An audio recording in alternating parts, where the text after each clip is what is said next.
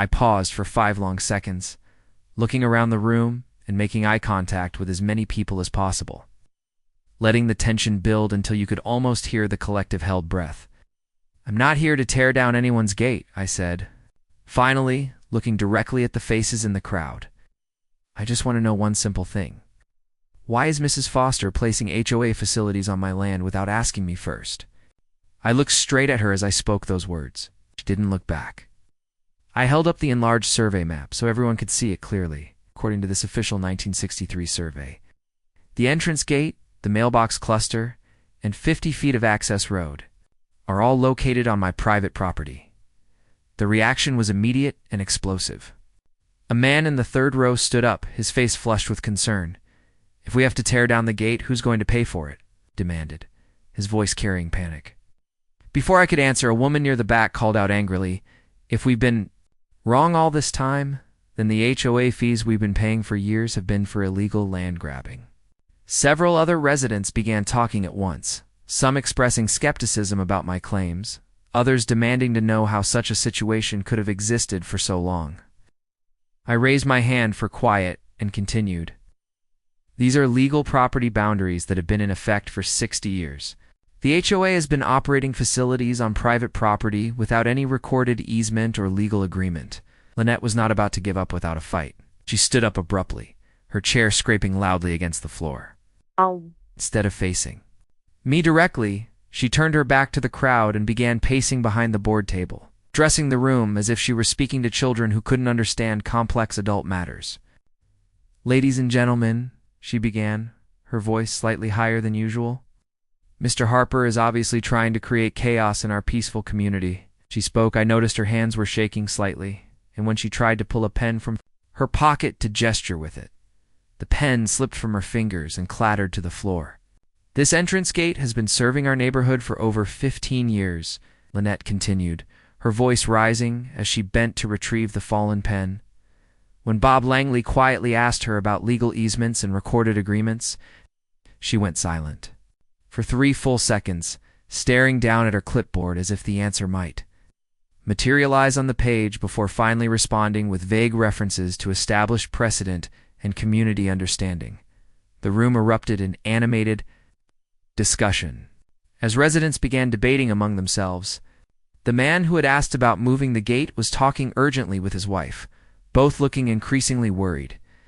The woman who had questioned the HOA fees was addressing other residents, saying if we've been illegally using someone's private property, we need to figure out how to make this right. Others appeared more sympathetic to Lynette's position, expressing concern about the potential costs and disruptions. But the most significant development was Bob Langley's response. After listening to several minutes of heated debate, he asked for quiet and stood up to address the room. "Folks, I think we need to step back and look at this situation objectively," he said in a calm, measured voice. "If Mr. Harper's documentation is accurate, and I have no reason to doubt that it is, then we have a serious legal problem. We can't just wish it away or vote it away or pretend it's not there. We're talking about property rights and legal liability here," Bob continued. "If the HOA has been operating facilities on private property without proper legal authority, we could be facing significant legal exposure. And if we continue operating those facilities after being formally notified, we could be looking at even more serious legal consequences." I could see Lynette's face growing red as Bob spoke, clearly unhappy with his failure to support her position unconditionally. The meeting ended without any formal resolution, which was exactly what I had expected.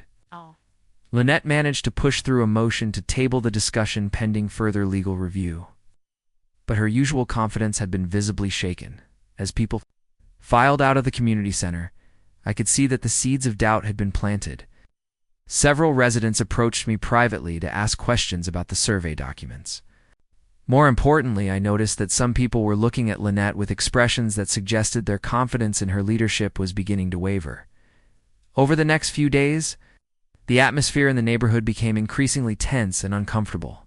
When I went for my evening walks around the lake, conversations would stop abruptly as I approached, and people who had previously been friendly began avoiding eye contact. During one walk, I encountered a woman watering her garden, who had always waved to me before. When she saw me coming, she quickly gathered up her hose and retreated toward her front door, accidentally knocking over her watering can in her haste to get away, the sound of the metal can clanging against her concrete. Steps echoed across the quiet street like a gavel marking my exile. The isolation was methodical and deliberate, designed to make me feel like an outsider who didn't belong and should either conform or leave entirely. The psychological pressure campaign that Lynette launched against me was both sophisticated and relentless. Within a week of the board meeting, I found flyers posted on community bulletin boards and slipped under doors throughout the neighborhood, all painting me as a dangerous threat to community stability. One flyer printed on official HOA letterhead warned residents about individuals who seek to disrupt established community systems for personal gain. I read it through and thought too, myself, they won't write my name. But putting this on every bulletin board where I can see it is enough to make the target clear. The social isolation that followed was unlike anything I'd ever experienced. 2 days after the meeting, I was outside watering my front garden when I noticed my neighbor across the street tending to his flower beds. We'd exchanged friendly waves every morning since I'd moved in. So, I raised my hand in my usual greeting and called out, "Good morning, Frank." He looked up, saw me, and froze. For a full second. Then he lifted his garden hose and sprayed it straight down at the ground. Watching the water pool around his feet while he turned and walked quickly toward his front door without saying a word. At least he didn't spray it directly at me, I muttered to myself. But the message was unmistakable. The campaign escalated the next morning when I found another flyer slipped under my door. Some residents believe they can hold an entire community hostage over ancient paperwork and legal technicalities, it read. We must stand together against those who would destroy our security and property values for selfish gain. I picked up the flyer, feeling a surge of anger, and was about to crumple it up when something stopped me. Instead, I smoothed it out carefully and placed it in a growing file folder. If Lynette wanted to play games with documentation, I'd document everything right back at her. Lynette's most effective weapon was the way she managed to frame the entire conflict in terms that made me look like the aggressor. In her version of events, I was a newcomer who had moved into an established, harmonious community and immediately began making unreasonable demands that would cost everyone money. The narrative was brilliant in its simplicity and devastating. In its effectiveness, transformed a legitimate property rights issue into a story about community solidarity versus individual greed. The pressure was beginning to get to me in ways I hadn't anticipated. There were moments, particularly during the long evenings when I sat alone on my dock, listening to laughter and conversation from other houses around the lake, when I seriously considered just dropping the whole thing. The isolation was wearing me down, making me doubt not just my legal position, but my own judgment about what was right and what was worth fighting for. Just when I was reaching my lowest point, something unexpected happened that changed everything. The neighbor in question turned out to be a quiet woman in her early 30s who lived 2 houses down from me. When I contacted her to ask about the video, she initially seemed terrified to discuss it, clearly afraid of what Lynette might do if she found out that her manipulation had been recorded. I didn't think I'd have anyone on my side, I told her when we met on her back porch. She looked at me with a mixture of relief and determination in her eyes.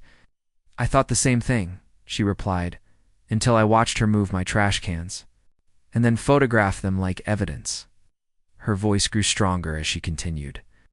I started recording because I knew something wasn't right, but I was too scared to say anything. Will you help me show this to the other residents? I asked. She hesitated for a long moment, clearly wrestling with her fear of retaliation. If we present this together, she can't target just one of us, I added. Finally, she nodded. She can't. Keep doing this to people, she said with growing determination. Someone has to stop her, and if this video can help, then I want people to see it. I immediately requested another emergency board meeting, this time stating that I had new evidence regarding abuse of authority and manipulation of community members by HOA leadership. When Lynette received my request, she initially tried to dismiss it as another attempt at disruption. But Bob Langley and the other board members insisted that any allegations of leadership misconduct had to be addressed formally, as word of the upcoming meeting spread through the neighborhood. I could sense a shift in the atmosphere. People were still keeping their distance from me, but there was a new undercurrent of curiosity and speculation about what kind of evidence I might present. I sat at my computer that evening, drafting the formal meeting request. Watching the cursor blink at the end of the final sentence before I hit send. It was time. This meeting was going to be a decisive moment that would determine not just the future of my property rights dispute, but the entire power structure of the neighborhood community. The official 7-day notice lay on my kitchen table. Crisp white paper with bold black letter heading that read, "Formal demand for cessation of unauthorized property use." Below that, in precise legal language, was my ultimatum. The HOA had exactly 1 week to remove all facilities from my private land, or face the consequences. But before that document could deliver its final blow, I had spent the preceding week transforming myself from a frustrated homeowner into a methodical warrior preparing for the battle of his life. My garage had become a war room. I'd covered the workbench where I usually crafted furniture with enlarged survey maps blown up to poster size and mounted on foam core boards that I had cut with the same precision I used for crown molding. Each property line was highlighted in bright red marker, each boundary point circled and numbered. I'd practiced connecting my laptop to a borrowed projector, testing the video playback over and over until I could cue up the damning footage of Lynette. With my eyes closed, standing alone in that garage, surrounded by the tools of my trade and the evidence of her corruption, I rehearsed my presentation like an actor preparing for opening night. "Ladies and gentlemen," I'd say to the empty space, "tonight we're going to see who really owns what." In this neighborhood, the most crucial preparation, however, came through an unexpected conversation with Bob Langley. He'd called me 3 days after the video revelation, his voice hesitant and troubled. "Caleb, we need to talk," he'd said. "Can you meet me for coffee? Away from the neighborhood." When we sat down at a quiet corner table in the local diner, Bob's first words revealed the internal struggle he'd been wrestling with since learning about the property boundaries. "I've been thinking about what you presented at the last meeting," Bob began, his hands wrapped around his coffee cup like it was an anchor. "When I first took the treasurer position 3 years ago, I thought I was just going to balance the books and write checks. Keep things simple." He paused, looking out the window at the traffic passing by. "But now I realize I've been more than just a treasurer. I've been an accomplice." The weight of that admission seemed to settle on his shoulders as he continued. "I've been signing checks to maintain facilities that aren't ours to maintain, using money that isn't ours to spend on land that isn't ours to use." Bob's transformation from reluctant board member to potential ally became complete when he shared what he discovered during his own investigation of the HOA's financial records. "I've spent the past week going through every receipt, every invoice, every expense report from the last 5 years," he explained, pulling out a manila folder thick with documentation. "Caleb, if Lynette has been using HOA funds to improve and maintain facilities on your private property, and if she's been doing it without proper legal authority, then this isn't just a property dispute anymore." His voice grew firmer as he continued. "If she's been playing fast and loose with community money for her own power games, then I'm not going to be part of that circus. I won't risk my family's financial security for her ego trips." But Bob saved his most damning revelation for last. "There's something else you need to know," he said, lowering his voice and leaning across the table. "Last month, Lynette authorized a $2,500 expenditure for community entrance improvements without board approval. When I asked her about it, she told me it was emergency maintenance and that she'd get retroactive approval at the next meeting, but she never brought it up again. And when I checked the receipts, the work was done entirely on what we now know is your property." Armed with this financial evidence and Bob's growing willingness to cooperate, I finalized my preparations for what I knew would be the decisive confrontation. I created a comprehensive presentation that would systematically dismantle Lynette's authority and credibility while establishing my legal rights. Beyond any reasonable doubt, The property survey documentation would come first, showing clearly that the HOA was operating on private property without authorization. Then Bob's financial revelations demonstrate that community funds had been misused to improve private property without proper oversight. Finally, the video evidence would prove that Lynette's leadership was characterized by manipulation and abuse of power rather than principled community service. The night before the meeting, I sat in my garage surrounded by the evidence I'd assembled, feeling like a prosecutor preparing for the most important case of his career. Every document was organized. Every piece of evidence was labeled and ready for presentation. The projector was tested and working perfectly. The formal 7-day notice was printed and ready to be served. As I looked around at the months of preparation that had led to this moment, I felt a sense of calm determination settle over me. Tomorrow night, Lynette Foster's reign of petty tyranny would come to an end, and I would finally reclaim not just my property rights, but the peaceful lakeside life I'd worked so hard to achieve. The community center had never seen anything like the crowd that gathered for Tuesday evening's emergency board meeting. Every seat was filled. People lined the walls. Several residents had brought folding chairs from home to accommodate the overflow. The atmosphere was electric with tension and anticipation, as if everyone understood they were about to witness something that would fundamentally change the character and power structure of their neighborhood. Lynette sat at the front table in her usual position of authority, but I could see the strain in her face, the way her hands gripped her clipboard with white-knuckled intensity. When Bob Langley called the meeting to order and recognized me to speak, I stood up and walked to the front of the room, carrying a folder that contained months of research, documentation, and preparation. The room fell completely silent as I connected my laptop to the projection system. "Ladies and gentlemen," I began, my voice carrying clearly to every corner of the packed room. "Tonight, you're going to see who really owns what in this neighborhood." I started with the property survey documentation, using the enlarged maps I had prepared to show exactly where my property boundaries were located, as I traced the boundary lines with a laser pointer, showing how they encompassed the entrance, gate, the mailbox facility, and a significant portion of the main access road.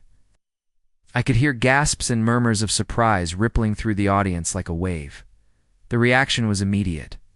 Residents turned to each other with wide eyes, pointing at the screen and whispering urgently about what they were seeing. Then came Bob's financial bombshell. "Over the past 5 years," I continued, "the HOA has spent more than $15,000 in community funds to maintain and improve facilities that are located on private property." The murmuring grew louder. I could see people's expressions shifting from surprise to anger as the implications sank in. Several residents called out questions about their dues and fees, their voices rising with indignation as they realized they'd been paying to improve someone else's private property. But the most devastating evidence was still to come. Finally, said, "I want to show you exactly how community members are treated when they dare to question HOA authority." I queued up the video footage of Lynette manipulating the trash can violation as the projection screen filled with clear evidence of Lynette deliberately creating a violation and then photographing it. The room erupted in shocked exclamations and angry voices. But when the audio played, when Lynette's voice filled the community center saying, "Let's see how smart this little troublemaker thinks she is.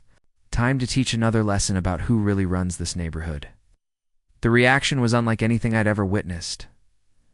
A silence fell over the room that was so complete. I could hear the hum of the air conditioning. It was the kind of silence that follows a devastating revelation, when an entire room full of people realizes they've been living a lie. Every eye in the place was focused on Lynette. The weight of their collective stare was crushing. I watched her face cycle through shock, denial, and finally a kind of desperate panic as she realized her carefully constructed image had just been obliterated in front of everyone. She'd tried to control. The silence stretched for what felt like an eternity before I delivered the final blow. I held up the legal document I'd prepared and read it, aloud in a voice that carried to every corner of the room.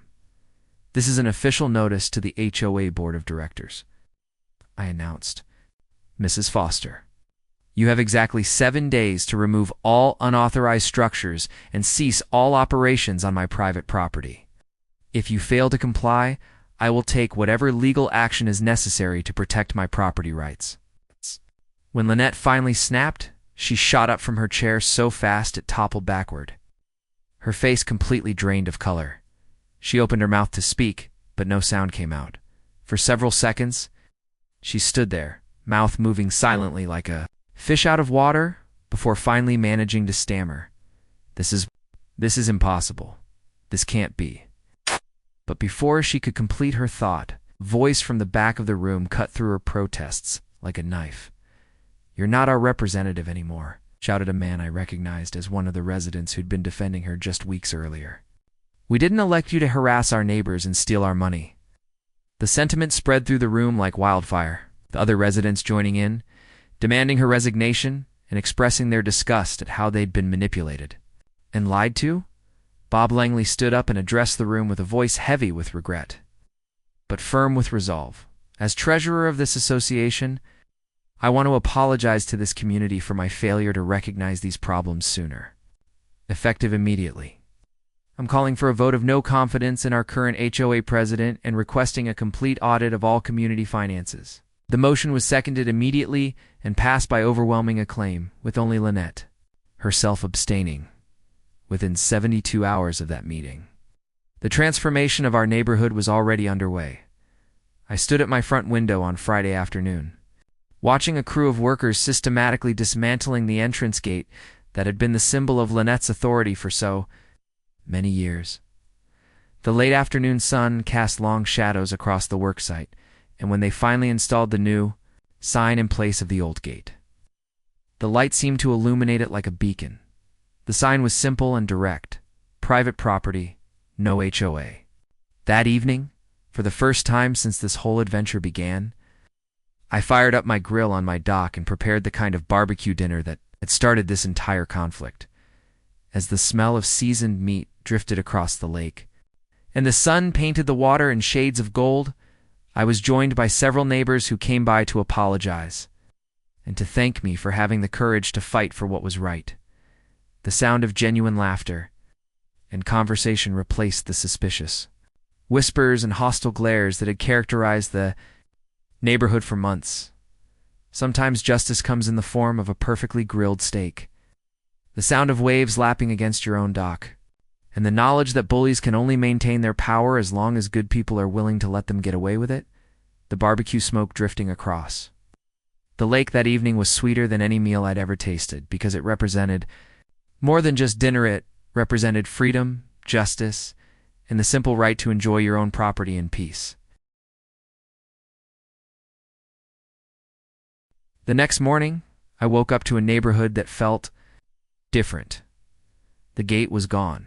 The new private property, no HOA sign was already sparking discussions.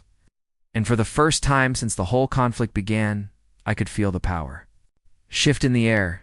There was no knock at my door. No sarcastic flyers slipped under it. No side glances or hushed conversations from across the street. Just silence.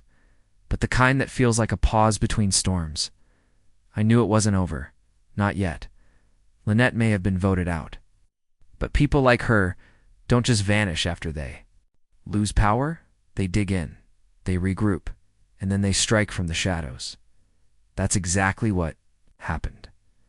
Within 48 hours of the emergency meeting, I received a certified letter claiming I had violated neighborhood harmony. Clauses from the HOA's outdated covenant documents. The irony was staggering in HOA that no longer had leadership trying to enforce a set of vague, long-forgotten rules against someone they no longer had jurisdiction over, but the letter was just a prelude. Over the next week, strange things began happening.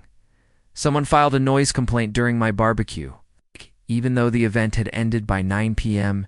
and didn't exceed any decibel level then. A city code enforcement officer showed up to ask about unpermitted structures on my dock. The reports had been anonymous, of course, but I had no doubt who was behind it. Lynette wasn't done, not by a long shot. She had just traded her position of official power for the role of community saboteur. I started documenting everything, the date and time of each complaint, the city officials who visited the files, letters, even the strange car that began parking across the street late at night with its lights off. Every piece of it was logged, photographed, printed. If she wanted to play games in the dark, I'd make sure I had the brightest flashlight. But it wasn't all bad. Bob Langley had resigned from his role as treasurer shortly after Lynette's ousting, but not before turning over every financial document he had kept copies of during his years on the board. What we uncovered wasn't just suspicious spending, it was damning. There were invoices from vendors that didn't exist, payments made in cash with no receipts, and even a $7,000 maintenance project that had been billed to a landscaping company, which turned out to be registered under Lynette's cousin's name. We shared our findings with a group of residents who had formed a neighborhood reform committee in the wake of the scandal. They were stunned. Some were angry, others ashamed. They hadn't seen it sooner, but nearly all of them wanted justice. That's when the idea surfaced. Class action civil suit, not just against Lynette, but against the HOA as an entity for financial mismanagement, property overreach, and personal harassment. At first I hesitated. Lawsuits are long, exhausting, and expensive. But the more I thought about it, the more I walked past the mailbox area, looked at the spot where the gate used to stand, and saw my neighbors walking with a new posture. I realized something. This wasn't just about my property anymore. This was about every single person who had ever been bullied, silenced, or extorted by a person hiding behind a clipboard and calling it community order. So we did it. We retained an attorney, collected sworn statements, submitted documentation, filed the lawsuit. The reaction from Lynette was predictable. She released a public statement calling the lawsuit an attack on community values, in an effort to destroy the fabric of our neighborhood. But the community wasn't listening to her anymore. They were listening to the facts, and the facts were very clear. As depositions were scheduled and subpoenas issued, the story began to spread beyond our subdivision. A local newspaper ran a story titled HOA Power Abuse Exposed. When property rights clash with neighborhood control, it was picked up by regional news. People began emailing me, strangers, other homeowners who had lived through similar experiences, some who had lost thousands to corrupt HOAs, others who had been driven out of their homes altogether. I hadn't expected it, but I suddenly found myself in the role of advocate. I started sharing my story more publicly, speaking to local homeowner rights groups, and even doing a radio interview. And through it all, one thing became crystal clear. This wasn't just my story. It was a national problem. It was about power, control, and the way some people use a rule book to justify behavior that would be criminal anywhere else. But back in our own little community, the legal process ground forward. Lynette tried every delay tactic imaginable. She claimed she had misplaced documents, denied knowledge of any financial irregularities, and even alleged that I had hacked into her HOA email. But none of it stuck, because everything we had was airtight: dates, amounts, video, evidence. Witnesses. Every rock we turned over had her fingerprints on it, and slowly, painfully, but inevitably, her world began to crumble. Her cousin's landscaping company was investigated and fined for tax fraud. The HOA's former vice president, once her most loyal defender, flipped under oath and admitted to knowing about the unauthorized expenditures. Lynette herself was forced to testify under penalty of perjury. And it was in that moment, under the sterile lights of a courtroom, that she no longer resembled the woman who had once controlled our community like a petty dictator. She looked tired, defeated, small. The court ordered the HOA to repay $24,000 in misused funds to a community restoration account, and more importantly, issued a permanent injunction prohibiting any future HOA air-related construction on private property without formal legal easements. Lynette herself was fined and barred from holding any future leadership position in any residential association in the state.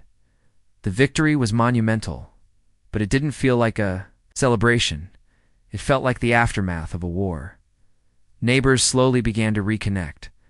The reform committee began drafting a new charter, not a replacement HOA. A voluntary neighborhood group focused on cooperation, transparency, and mutual respect. For the first time, real conversations were happening between residents instead of memos and citations. I'd walk down the street and be greeted again, not just with nods, but with handshakes, smiles, even invitations. The same woman who once avoided eye contact offered to help stain my dock. Frank, the neighbor who used to hose his feet in silence, invited me over for a beer, and on one particularly beautiful afternoon, as the sun lit up the lake like it was lined with gold leaf, I sat on my dock, not alone this time, but surrounded by neighbors, friends, and families. Kids laughed in the distance, grills sizzled, someone played a guitar, and for the first time since I moved in, I didn't feel like the man who challenged the HOA. I felt like part of a community worth protecting. Spring arrived quietly, as if the whole neighborhood needed a gentler season after the long winter of tension, legal battles, and transformation. The trees around the lake bloomed in waves of soft white and pale green, and the water, for the first time in months, reflected only calm. But even peace has a price. Even healing carries echoes of the wounds that came before it. One morning, I received an envelope in the mail, not from the city, not from a law office, but handwritten with no return. Addressed on inside was a folded note on plain white paper. It read, "Thank you." I thought I was alone too. There was no signature, no explanation, but I didn't need one, because over those months, I had received similar whispers, quiet acknowledgments from people who had seen too much, said too little, and carried their own burdens of fear under HOA rule. Each message like that was a silent reminder. What happened here wasn't isolated. What I fought wasn't just one person or one corrupt board. It was a system built to protect itself, built on silence and compliance. And while I'd won a battle, the war still loomed in other neighborhoods. I'd begun writing at first just to process everything, to get it all down before the memories blurred or softened. But soon it became something more. I realized that what we'd been through, others needed to understand it. So I began crafting the story, piece by piece, not as a rant, not as a legal manual, but as a warning and a record.